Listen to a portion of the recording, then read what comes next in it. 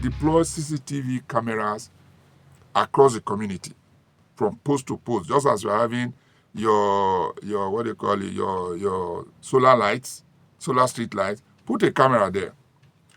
Then that will be surveillance, gathering intelligence. So when these people come and what would they do in the first instance? They would capture people. Of course, you've already gotten that information that they captured people, and you see the path they have taken into the bush. That will give you some intelligence there, and then you now carry these information, and if they are taking a phone number, or maybe when they get there they were not able to get a phone number, but they now pressurize the victim to now give them a phone number.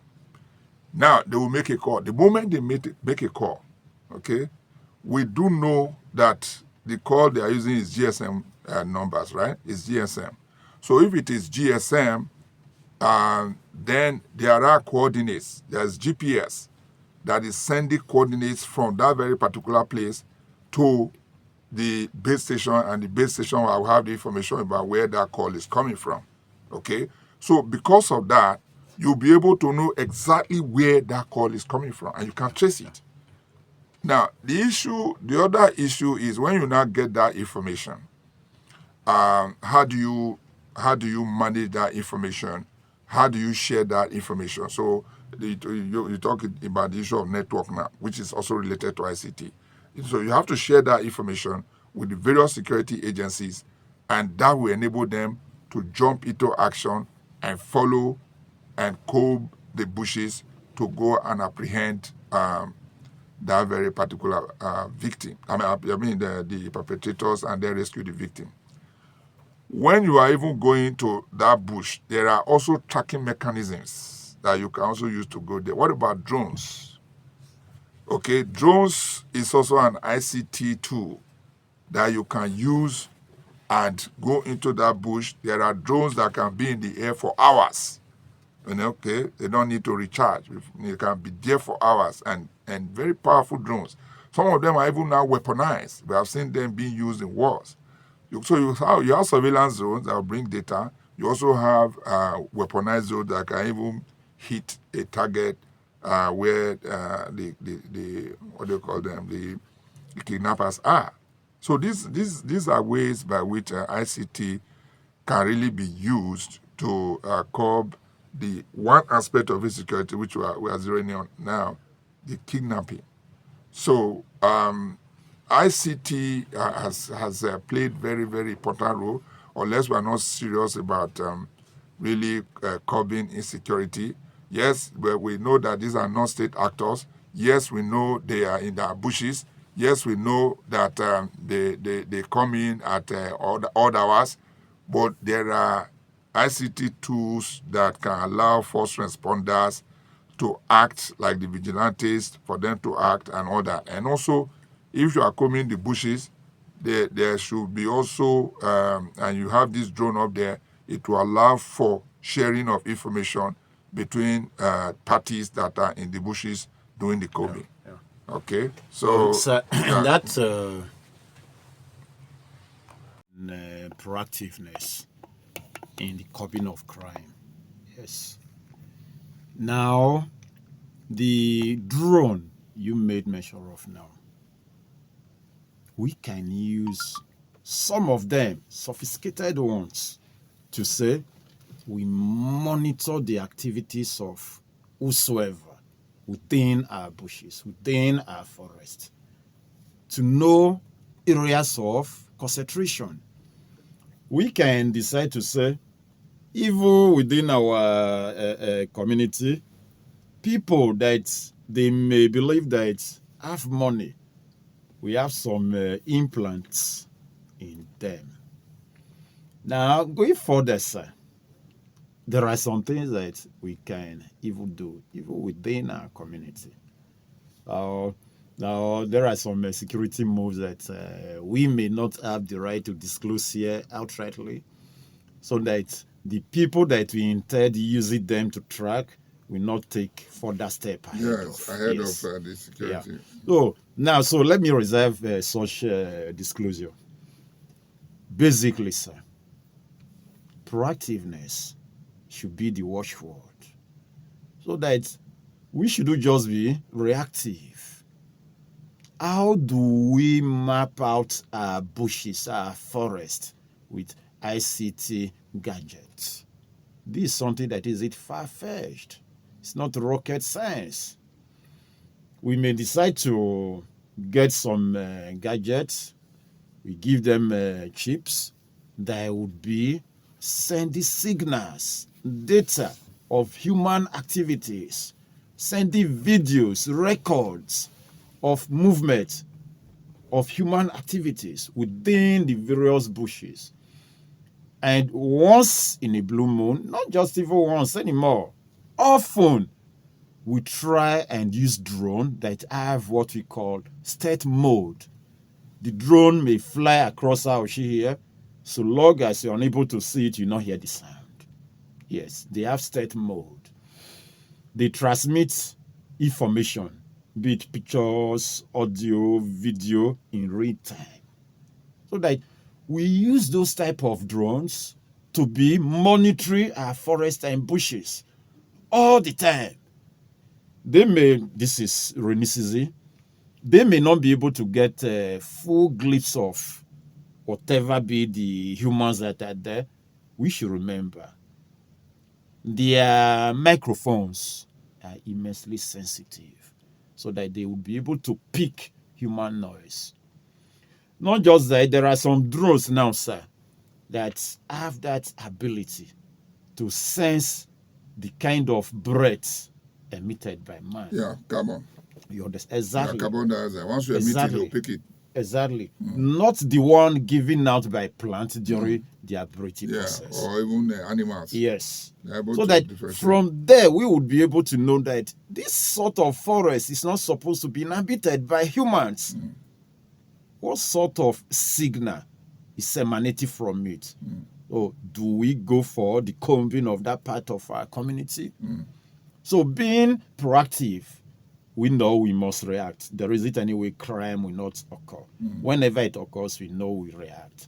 But being proactive will save us a lot. Being proactive will deter the criminals from lurking behind bushes and forests. Yes. We must be able to deploy those devices, sir. That set aside, even we as individuals, it's just that we are not cooperative enough. We don't even trust ourselves. If now we have a kind of a doubt in our security apparatus, who are we ordinarily as ordinary civilians to say we trust ourselves? Yeah. There is a way we are supposed to network ourselves so that whenever anyone falls victim, the next person will be able to say, wow, this is the actual position of this person. So we go for that particular position. Yes. All over the world. The technology is not there. The tech is here with us. Yes. They're using GPS, It's here with us. technology. Now, what about this suggestion that what really encourages this kidnapping is the ability to pay and the money becomes untraceable. They request for cash. Okay. Now, if, for example, a country, because China is working towards that now, Nigeria can decide. I know the discussion was already going on, and some people just didn't like it because they felt that the citizenry, a large chunk of the citizenry is not ready for it yet, especially when you talk about remote last mile, the endpoint of the architecture. That, if you go cashless, the local people are selling tomato in one small village like that. They don't have the gadgets to do that. But if there are footprints in every community, I know NITSA was planning something like that, where you have what they call smart communities, smart cities, and all that. If they are able to grant access and have footprints, digital footprints across various communities, then we can begin to talk about the issue of cashless. And that is not difficult to deploy because of the relatively less land mass of Nigeria in comparison to other countries. If we can have digital footprints, then if we go cashless, then these funds will now be what? Traceable. And if it is traceable, I think it will discourage kidnappers, because if you tell somebody to transfer money, we will trace that money. If you say, okay, they should transfer it to Bitcoin, that will be a whole different conversation altogether. But the bottom line, like you said, this search and rescue thing, it's something that we have to invest in and also follow up with technology, as you have mentioned. What that then also means is that we should completely, for it to be effective, we should completely decentralize security. We should no longer be, delaying or dilly-dallying on this state police thing. We should pretty much bring it into effect. Let the communities now police themselves. In democracies that we are copying from, okay, we copied our political and democratic system from the United States. In those places, they even have what they call campus police, which means, like here in Afemaland that we are in, we have two major campuses in Afemaland. We have the Edo State University at Yamo. We also have the Auchi Polytechnic here in Auchi Kingdom. These two university institutions will have their own police. Not to talk of, okay, you have security people who are sitting there. No, you have armed police in those very campuses. Auchita should have its own police. Uzare clan should have its own police. Okay, EBA clan should have its own police. So that, and these are armed. They are really armed. They are armed as the criminals, or even no more than the criminals. That is the only way we can be serious about curbing crime in this country. Sir, let me come in again. Basically, sir, taking a deep dive into the way the security architecture of Nigeria is designed, sir, for them to have a prompt, reactive approach to crime, sir, that is from, say, the police, the army, and say civil defense, whatsoever. I don't think they have this immediate digital synergy, sir, that will make them say, whatever be the report from here, say we are within the civil defense, with the click of a button, we alert the police, immediately they swing into action. If it is getting above their computers, they press a search button, and immediately the soldiers swing into action. So, based on that lacuna there, we shouldn't be depending on them. As in at all, we know we are trying to introspect into the role that ICT is playing in curbing the security menace bedeviling us. Now, sir, the local security apparatus is where the government is supposed to start, as you do emphasize on state security.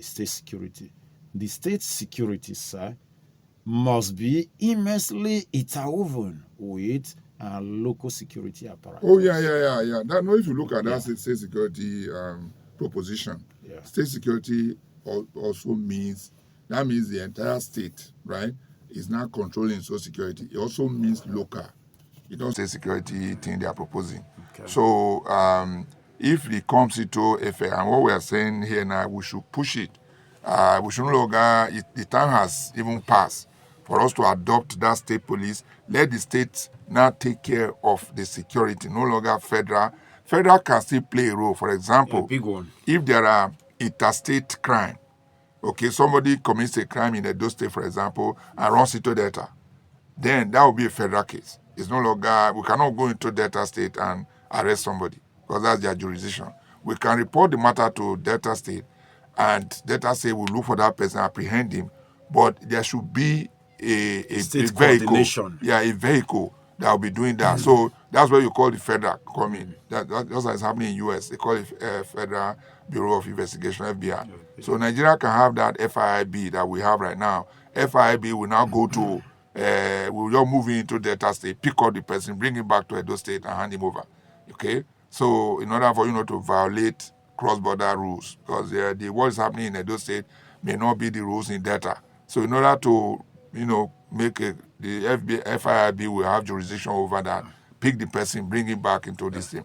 So, well, if you look at it, I mean, all these things still, has to do with ICT, the coordination, the passing of information. That's exactly where I was going to say. Yeah, go ahead. That now the local security apparatus should be equipped with the digital literacy, should be manned with ICT in such a way that we are always ahead of the perpetrators of these various crimes.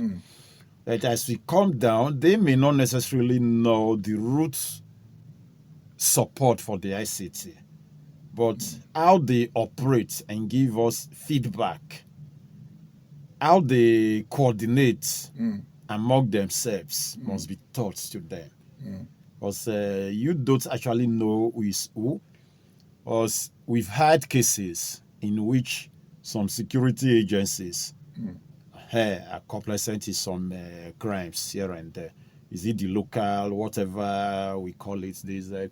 So normally, if we must go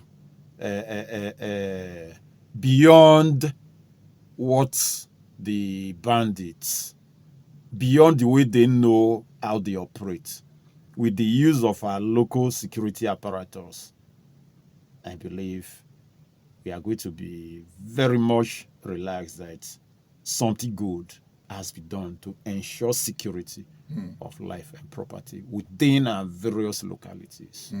Yes. So I believe it's going to go a long way in curbing insecurity.